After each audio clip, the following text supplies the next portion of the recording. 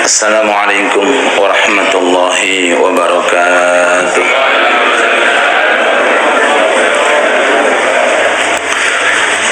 Alhamdulillah, wassalatu wassalamu ala rasulillah Sayyidina Muhammad ibn Abdillah wa ala alihi wa sahbihi wa man wala. Subhanaka la ilma lana illa ma 'allamtana innaka antal alimul hakim wa tub 'alaina innaka antat tawwabur rahim. Amma ba'd.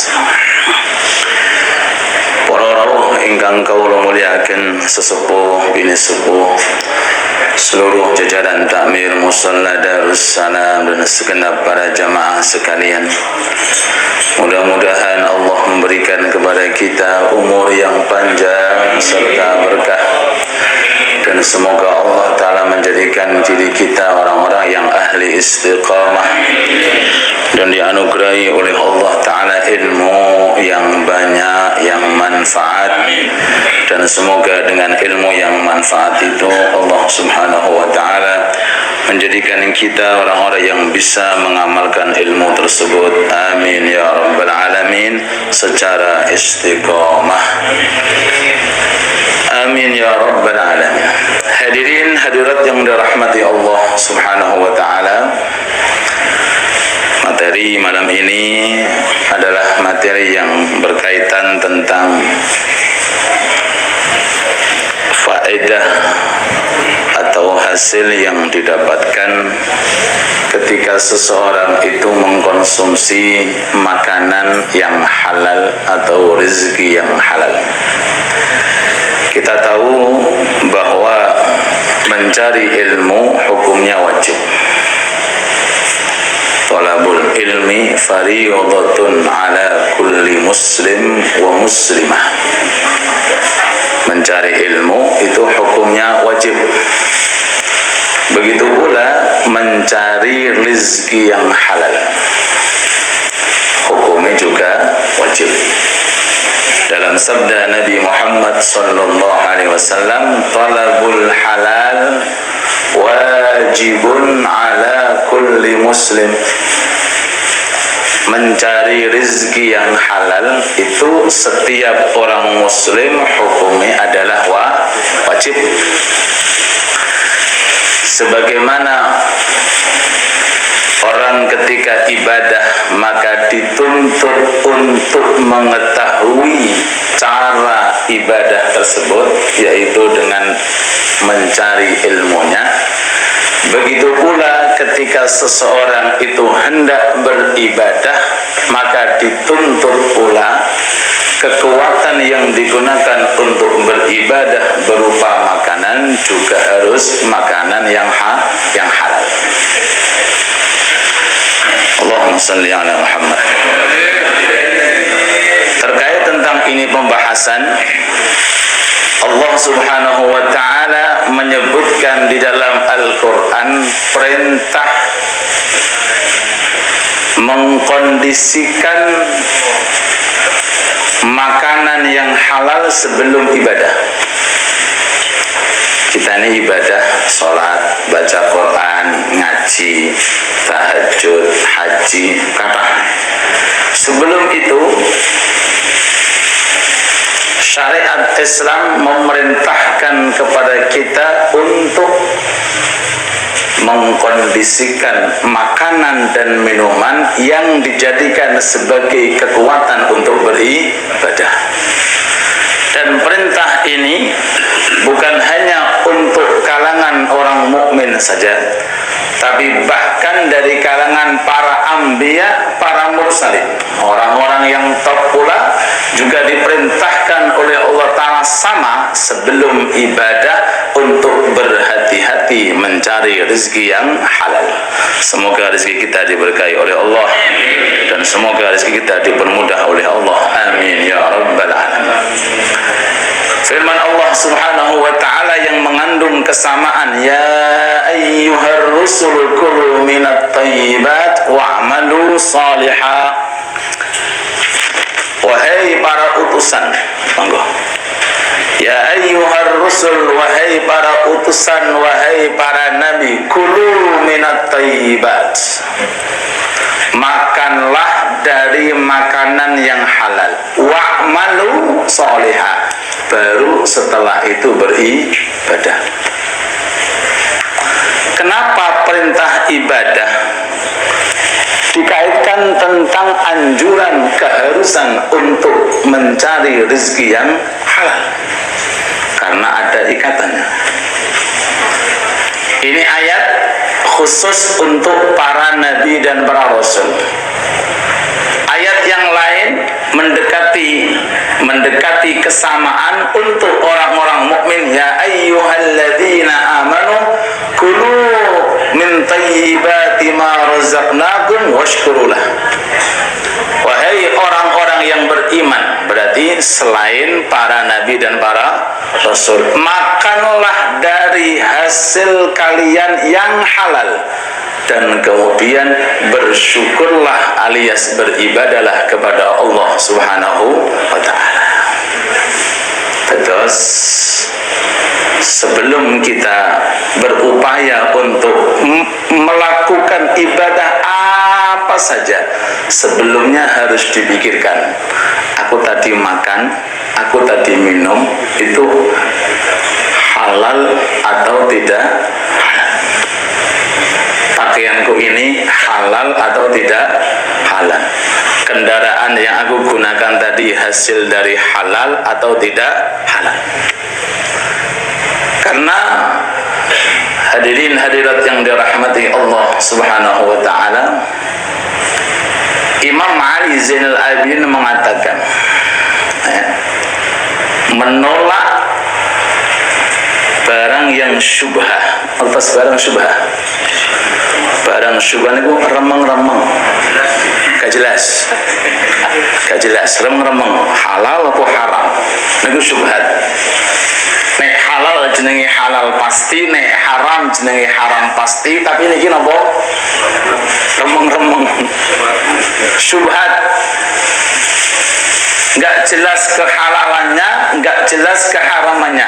Dahulu Imam Ali Zainal Abidin itu lebih utama daripada 4.000 haji. 4.000 nopo? Wonten tiyang. Seandainya kalau ada orang dikasih oleh Allah Ta'ala umur sampai 4.000 tahun, per tahun haji, Masya Allah, tiap tahun berangkat haji, terus hajinya diterima oleh Allah, itu masih kalah dengan keutamaan ganjaran yang diberikan oleh Allah Ta'ala bagi orang yang menghindarkan diri, tidak mau mengambil karena di depannya ada barang syubhat alias remeng-remeng. Apalagi barang sing haram, apalagi barang sing haram. Makanya sebagian ulama menggambarkan dalam salah satu syairnya, baitnya, wa ta'atun mimman haraman ya'kulu mithlul bina'i fawqa mawjin yuj'alu. Orang yang selalu mengerjakan taat, tapi kekuatan dari melakukan taat itu hasilnya dari perkara yang haram, ibarat seperti membangun istana di atas ombak laut. Apa jadi? Wonten tiyang bangun perumahan di atas laut.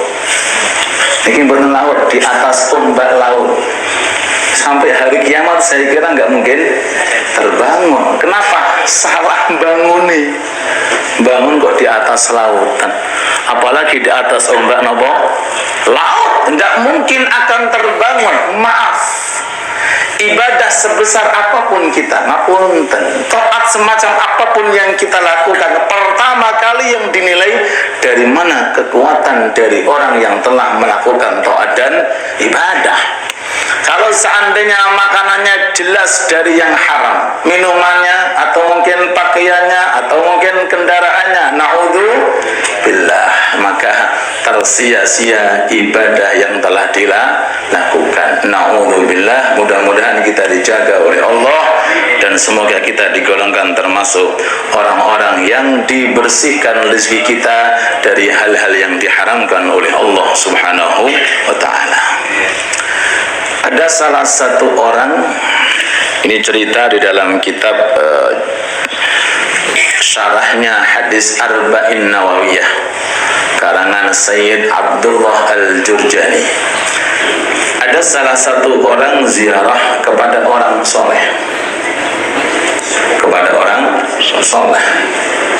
sesampai ke rumahnya, lalu kemudian disambut oleh anak muda, anaknya, tapi dengan penyambutan yang tidak sopan santun, tidak nopo, membentak, mendekati, mengusir. Orang ini yang hendak ziarah dalam hatinya, ajib, bapak apa anak kok, bapak apa anak kok, ini mungkin ceritanya jauh di gondol codok ini. Keheran-heranan, masyhur ini ayahnya orang baik, ayahnya orang soleh, arahnya orang terhormat, tapi kenapa sikapnya anak semacam ini? Jadi sempat bertanya-tanya. Gak lama kemudian datanglah orang soleh ini, keluar dari rumahnya atau mungkin datang dari mana, menjumpai dan menyambut orang yang ziarah. Ngobrol-ngobrol, lalu kemudian cerita, maaf wahai imam, maaf ustadz, maaf kiai, boleh saya bertanya? Tanya nopo, ngapunten, tadi anak muda anaknya sinten? Anakku. Kok beto nggih nopo? Kok beto? Mboten kados jenengan.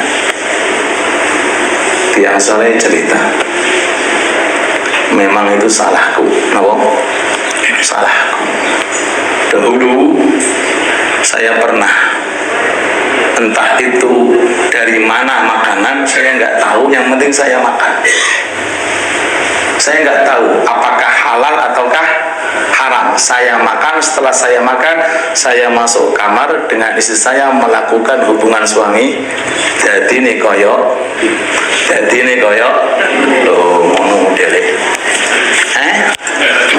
Pengakuan dari orang soleh ini, itu memang salah saya sendiri sadar bahwa saat itu sebelum saya di kamar dengan istri saya sempat makan makanan ini nggak jelas apakah halal ataukah haram alias syubhat. Loh, benda yang syubhat saja medeni wong no. Jadi ini anak kayak nopo nih. Nah, anak sini gondol codot nih. Coba terus ngata nih. Apalagi yang haram. Maka oleh sebab itu, ini hal sangat perlu sekali untuk kita kondisikan. Cerita orang-orang soleh malih. Di zaman dahulu itu, kalau seandainya ada suami mau keluar kerja, buka toko maupun jualan, niku kali istrinya diajak duduk sejenak, dikasih mau'izatul hasanah. Bojone nopo? Bojo sing wedoke nopo? Nyeramai sing lanang. Pak, duduk Pak. Assalamualaikum amma ba'du.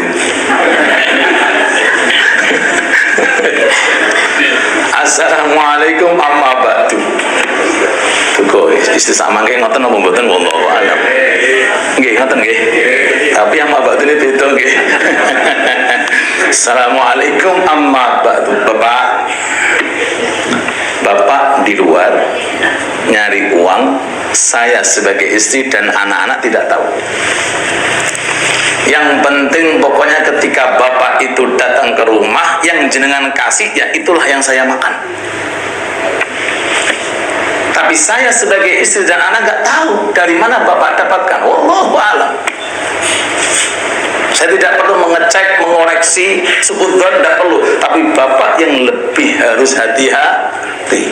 Terakhir, bapak, saya sebagai istri, ibu dari anak-anak, sabar, nggak makan, nggak minum. tapi kami tidak sabar untuk merasakan pedihnya api neraka di akhirat. Kok sakit? Karena yang dikonsumsi dari rezeki yang haram. Qu anfusakum wa ahlikum nara. Jagalah diri kalian dan anak-anak kalian dari sengatan api neraka. Semoga kita dijaga oleh Allah. Kula aturake itu mriki beberapa fadilah dan keutamaan bagi orang-orang yang mengkonsumsi dari rezeki yang halal. Kalau rezeki definisinya itu yang penting pokoknya sampai kepada orang walaupun haram. Ini rezeki. Apa itu rezeki? Kullu ma yanfa' walau muharraman. Ada orang suka korupsi, ya itu rezeki nih Pak. Ada orang suka membegal orang, itulah rezekinya.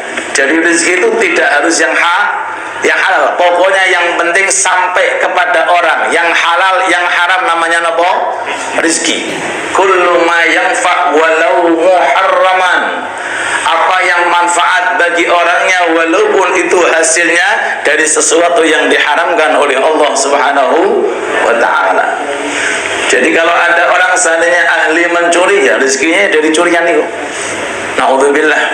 Kalau ahli korupsi, ya korupsi niku Pak. Kalau ahli judi apa nih? Ya itu rezekinya jenenge. Wes pokoknya yang penting manfaat bagi dia. Urusan duniawi, urusan akhirat belakangan. Halal apa halal? Nah, bagi orang yang perhatian tentang rezeki yang halal ini, maka ada beberapa fadilah. Satu, dikasih kemudahan untuk ibadah dan amal soleh. Monggo jenengan cek. Jenengan selama saat ini kok mudah ibadah, mudah amal soleh, ngaji gampang walaupun mudah-mudahan satu setengah taubah kemarin hujan orang gak ono sing teko. Subhanallah, persiapan luar biasa, beli mantel, beli ini apa musim hujan. Perhatian luar biasa tentang urusan majelis, gampang. Subhanallah, dorongan dari Allah. Insya Allah selama ini yang kita makan, yang kita minum, yang kita pakai, yang kita kendalai adalah rezeki yang halal. Niki dawuh Nabi Muhammad sallallahu alaihi wasallam, man akalal halal, barang siapa yang mengkonsumsi dari makanan yang halal, apa hasilnya? Ata'at jawarihuhu, pasti anggotanya taat, pasti. Sya'am aba, mau tidak mau mesti mudah untuk melakukan taat. Apa yang penyebabnya? Karena rezeki yang halal. Barokah rezeki sing halal. Barokah rezeki sing halal. Kane ngapunten nggih. Kalau untuk urusan rezeki niki sing paling sae adalah rezeki yang dihasilkan dari peperangan alias harta rampasan perang. Itu halal. Kalau bahasa Arabnya namanya ghanimah. Cuma sekarang sudah nggak ada peperangan Pak, kecuali kalau mau berangkat dengan Israel, monggo. Setelah itu apa? Rezeki yang didapati dari petani. Ya, itu barokah nomor 2 setelah harta rampasan perang. Monggo jenengan pirsani tiang tani niku capek luar biasa. Kadang-kadang ditunggu ternyata ono mboten panen atau mungkin mati atau mungkin kedisian apa nih? Kedisian orang makhluk kiriman dari Allah nih. Subhanallah. Tawakali tiang tawakal nih kita nih. Masya Allah, capeknya, riyadhahnya luar biasa.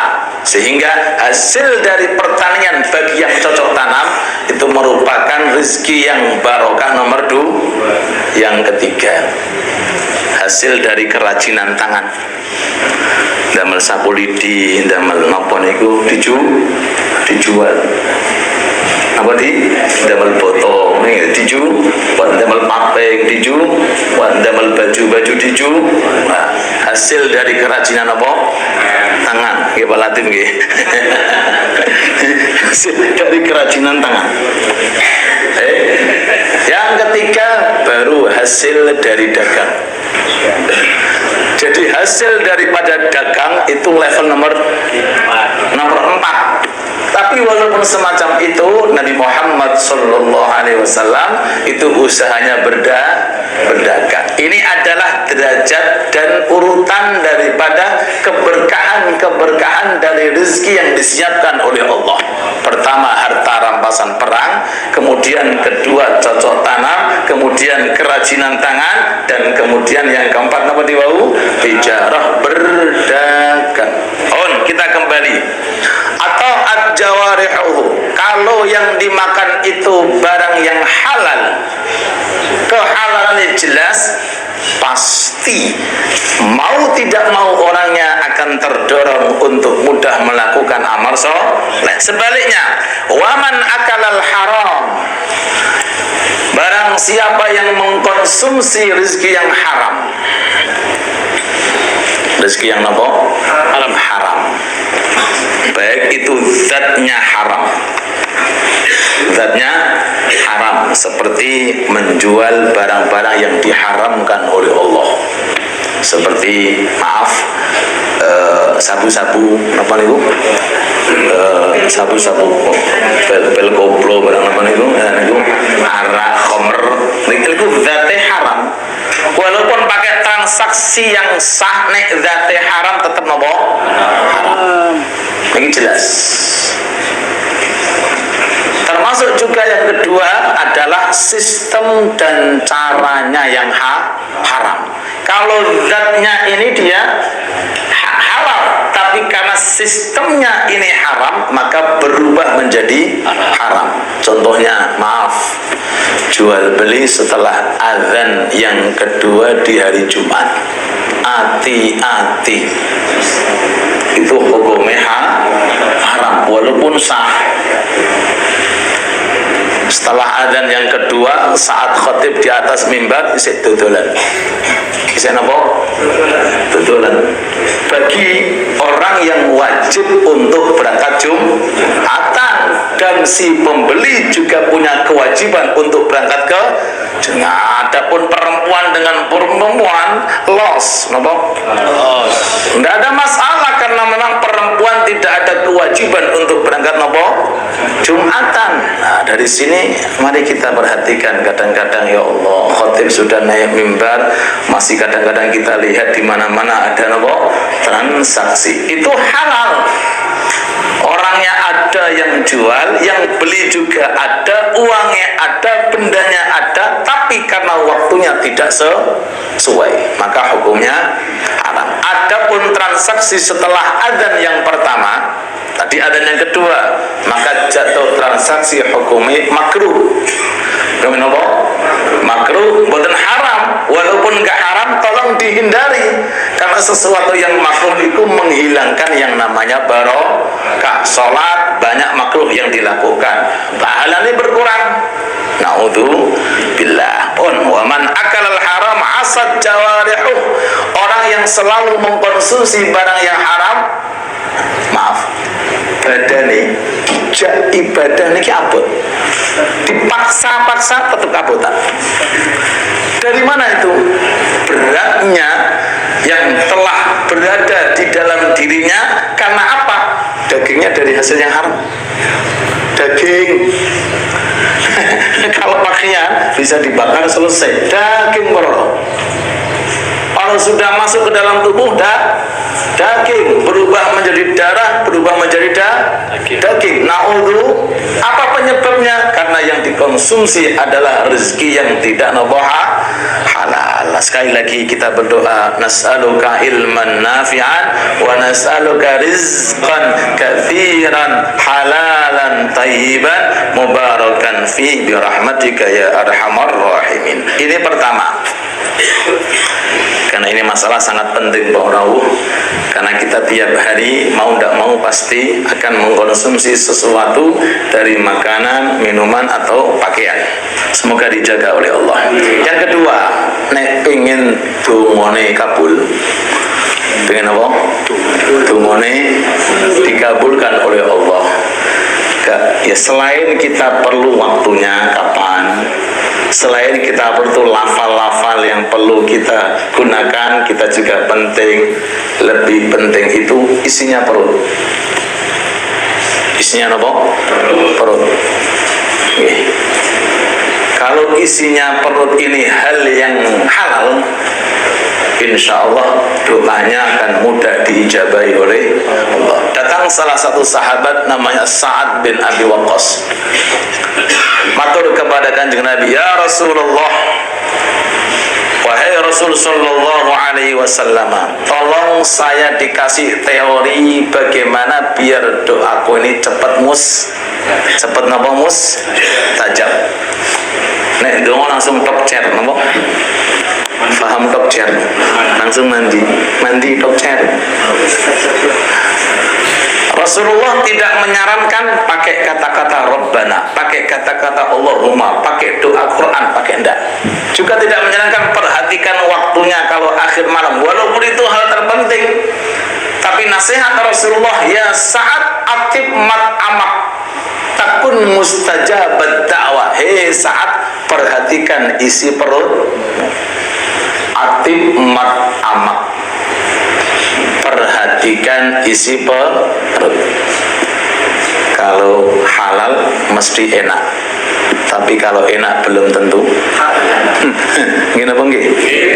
Nek halal itu mesti hasilnya enak, tapi nek enak belum tentu halal. Atib mat'amak, yang kau makan perhatikan, yang kau minum perhatikan, yang kau pakai perhatikan. Atib mat'amak takun mustajabat da'wah, maka kamu akan punya kelebihan, setiap doa pasti dikabulkan oleh Allah Subhanahu wa ta'ala. Datang Nabi Isa alaihi salatu wassalam lapor kepada Allah. Allahumma salli ala Muhammad. Lapor kepada Allah, matur Gusti, saya melihat ada salah satu hamba, saya lihat itu dungone metentang. Tuhan apa? Niki hutan nggih. Insyaallah, alhamdulillah. Jatahe suwe. Mudah-mudahan hujan berkah manfaat. Allahumma sayyiban nafi'a, Allahumma sayyiban nafi'a, Allahumma sayyiban nafi'a. Amin ya rabbal alamin. Nggih. Sampai selesai nih hujan jam berapa wallahu alam. Nek kula kan griyane mriki mawon, Pak. Datang Nabi Musa matur, ya Allah, saya melihat ada orang getu ndungone. Ngetes getu, tenanan ndungone. Nek ngatong niki tenanan. Ngatong tenanan, tapi kok hasilnya dereng wonten, Gusti. Saya perhatikan bolak-balik, hasilnya nggak ada. Nabi Musa ini kan kalimullah. Kalimullah ini kan juru bicara. Setiap saat langsung laporan, berhasil Nabi Musa. Kalimullah. Allah Ta'ala berfirman, hei Musa, bilang sama dia, kalau dia doa sampai hari kiamat, tangannya diangkat sampai langit, matanya menangis sampai darah keluar, tidak akan aku kabulkan. Allah ini Rahman Rahim, tapi Allah Ta'ala juga punya hukum di dunia ini terkait tentang urusan ibadah. Kata Nabi Musa, kenging apa Gusti? Perutnya barang haram, yang dimakan haram, yang diminum haram, yang dipakai adalah hal yang haram. Bagaimana aku bisa mengabulkan orang yang isi perutnya barang yang haram? Aspal melebu napa? Nggih. Solar melebu napa malih niki? Tambah yang melebu napa malih niki, Pasir koral melebu nggih. Masyaallah sedanten melebu kabeh. Naudzubillah min dzalik.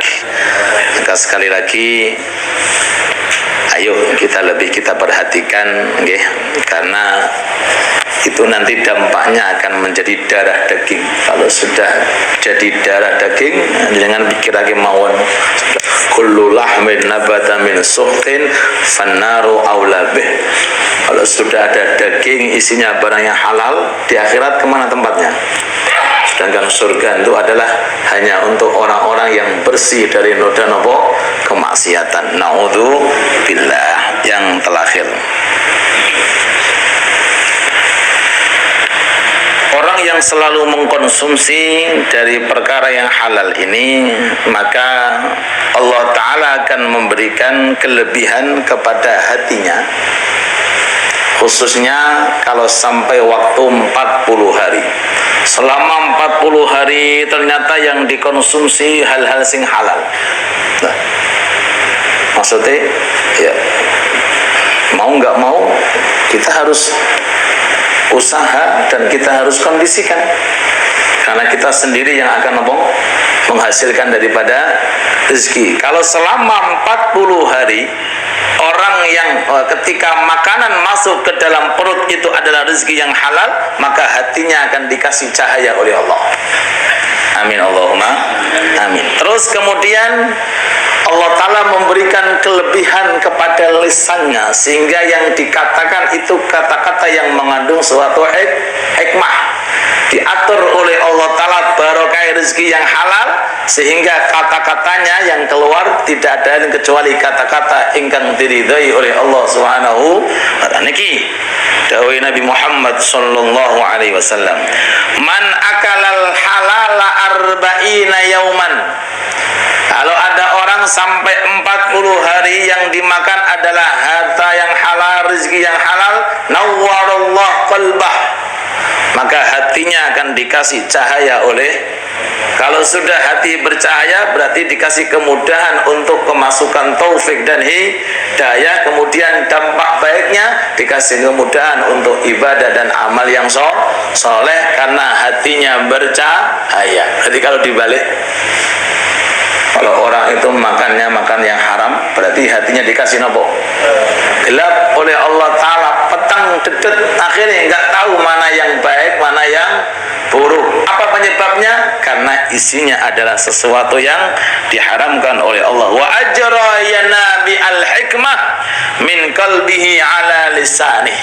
Barokah rezeki yang halal yang masuk ke dalam perutnya, lisannya dijaga oleh Allah Ta'ala, sehingga tidak keluar itu lisan kecuali hal-hal yang mengandung ibadah di sisi Allah Subhanahu wa Ta'ala.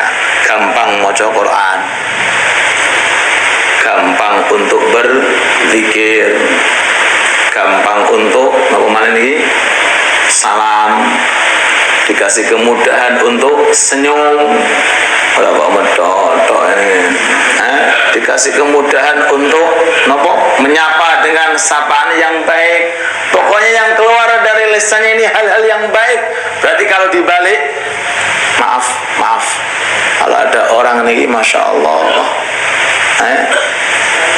mulutnya isinya kebun binatang, kebun apa? Jenis hayawan semuanya ada. Masya Allah, naudzubillah. Cacian, jadi punya kaumus mencaci, kaumus menghina, meledek, naudzubillah. Itu karena penyebabnya dari sesuatu yang tidak diridhai oleh Allah Subhanahu wa Ta'ala. Ini saja yang bisa kita aturake. Jadi kesimpulannya, sebelum kita ingin melakukan ibadah dan amal soleh, ayo kita perhatikan setiap kita dapat rezeki, dan ketika kita akan mengkonsumsi makanan minuman untuk istri dan anak kita, kita betul-betul kondisikan dari rezeki yang halal yang diberkahi oleh Allah Subhanahu wa Ta'ala. Mudah-mudahan sekelumit apa yang kita sampaikan bermanfaat fid dini wad dunya wal akhirah. Wa sallallahu ala sayyidina Muhammad wa ala alihi wa sahbihi wasallam, walhamdulillahi rabbil alamin. Terus benten isai. Monggo kalau ada pertanyaan. Nggih, monggo. Monggo, masyaallah. Monggo apa? Terima kasih Yaya atas waktunya. Sama-sama. Tadi kan disebutkan Yai bahwa rezeki yang halal itu memudahkan kita untuk Nggih, nggih. dan doanya selalu dikabulkan Nggih, Allah. nggih. Seperti itu ya. Nggih. Itu betul, tapi doa yang baik Pak Kiai. Kalau doa yang jelek itu akan kembali pada dirinya sendiri dan Allah itu bisa menerima doa beliau. Ya. Nggih. Demikian juga dengan Nabi Musa Pak Kiai. Nggih. Nabi Musa kan dari kecil diasuh oleh Fir'aun Pak Kiai. Nggih, harus. Nah itu diberi makan oleh Fir'aun. Begitu juga Nabi Muhammad Pak Kiai. Nabi Muhammad itu kan dari kecil diberi makan Abu Lahab Pak Kiai. Nah ini gimana Pak Kiai? Apakah itu doanya tidak dikabulkan dan tidak bisa berbuat taat atau gimana Pak Kiai? Matur suwun Pak Kiai. Oke, terima kasih. Oke, yang pertama, memang di antara syarat terkabulnya doa selain rezeki atau selain makanan yang masuk ke dalam perut itu dari hal yang haram, ada tambahan juga, satu, jangan mendoakan yang jelek, apalagi mendoakan yang menimbulkan permusuhan atau mungkin terputusnya hubungan silaturahim. Ini enggak dikabulkan oleh Allah karena mengandung dosa. Termasuk juga terhambatnya doa dikabulkan karena tergesa-gesa. Kenapa tergesa? Bahasa Jawa ini ngesusoni, kesusu, tergesa-gesa. Doa kok gak dikabul-kabulkan. Katanya Allah Ta'ala itu maha mengabulkan, mana kok gak dikabulkan? Detik itu gak dikabulkan oleh Allah. Karena apa?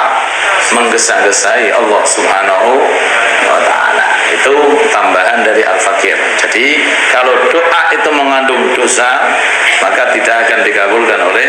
Kalau dikabulkan berarti Allah Ta'ala zalim. Berarti Allah, ya Allah tolong pisahkan dia dari suaminya. Loh, apa? Ceritanya apa iki kok ngene iki? Lah apa iki, Kalau Allah mengabulkan berarti Allah Ta'ala berbuat zalim, membuat orang sudah. Yang kedua, Allah Ta'ala itu kan mengangkat Nabi Rasul bukan ngawur, difilter. Otomatis dari awal sampai meninggal dunia dijaga oleh Allah Subhanahu wa Ta'ala. Tidak juga yang dikonsumsi oleh Fir'aun semuanya dari harta yang haram. Mungkin Fir'aun pernah bercocok tanam juga mungkin, atau mungkin transaksi atau apa. Yang jelas tidak mungkin lah.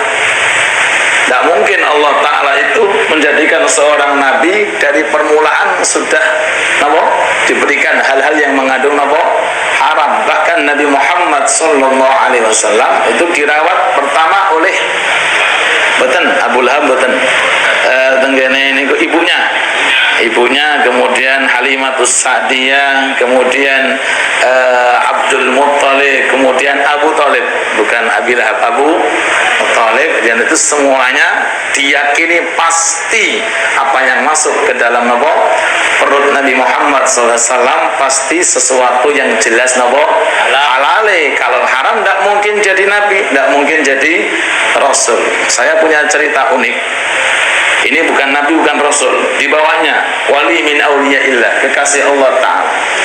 Itu kalau dihidangkan makanan itu, kalau itu haram, ini ototnya gerak sendiri, Pak. Gerak. Jadi barangnya haram dengan sendirinya. Jadi tangannya gerak. Nah, ini kelebihannya. Ada lagi dari kalangan aulia, kalau saya nggak gerak tangan, kabeh ubah, kabeh Nah, ini khususnya dari Allah SWT. Memang dijaga oleh Allah Subhanahu wa Ta'ala. Dijaga, dipelihara oleh Allah Subhanahu wa Ta'ala. Sampai suatu ketika sahabat Abu Bakar Siddiq radhiyallahu anhu arda, khalifah pertama, itu pernah datang di salah satu budaknya, disuguhi makanan, langsung kemudian dimakan oleh sahabat Abu Bakar Siddiq. Setelah selesai makan, lalu budaknya matur, wahai majikan, kok Anda tidak menanyakan dari mana saya dapatkan? Biasanya Anda menanyakan kok langsung lep. Kata Abu Bakar, oh astagfirullah, iya ya, dari mana ya? Cerita, saya pernah sebelum beberapa hari transaksi nipu, kemudian dapat hasilin jenengan makan. Seketika itu Abu Bakar Siddiq memasukkan jari-jarinya ke mulut sampai keluar mendekati mati. Mendekati apa? Saking takutnya ada sesuatu yang masuk ke dalam perut. Cuma kita harus husnudzon. Kalau ada minuman, bismillah diminum. Kalau ada kotaan dimakan, nggak perlu. Waduh, gak syubhat. Segala sesuatu yang datang kepada kita, selama itu tidak jelas-jelas keharamannya, makan. Jangan sampai nolak suatu pemberian, gak gelem gaware ini. Kecuali kalau jelas-jelas itu yang haram kita tahu, kita harus menolak karena itu perkara yang haram. Kalau kita dikasih siapa saja, kalau bisa jangan menolak, karena itu bisa menggores hati orang. Kalau kita butuh, kita makan. Kalau kita nggak butuh, kita bisa berikan kepada orang lain. Mudah-mudahan Allah telah memberikan kepada kita ilmu yang berkah, manfaat. Amin amin ya rabbal alamin. Lanjut.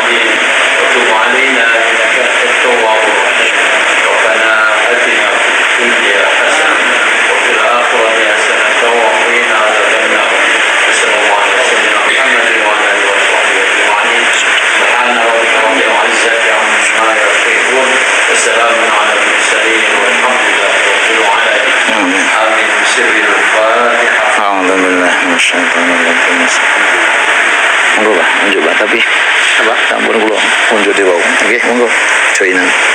Nggih. Subhanakallahumma bihamdik asyhadu an la ilaha illa anta astaghfiruka wa atubu ilaik. Insyaallah bertemu di hari Kamis pagi setelah salat subuh di Masjid Nabawi Al-Imam, insyaallah niki jalan Enggano Barat. Mudah-mudahan saged hadir. Amin. Subhanakallahumma bihamdik asyhadu an la ilaha illa anta astaghfiruka wa atubu ilaik. Assalamualaikum warahmatullahi wabarakatuh.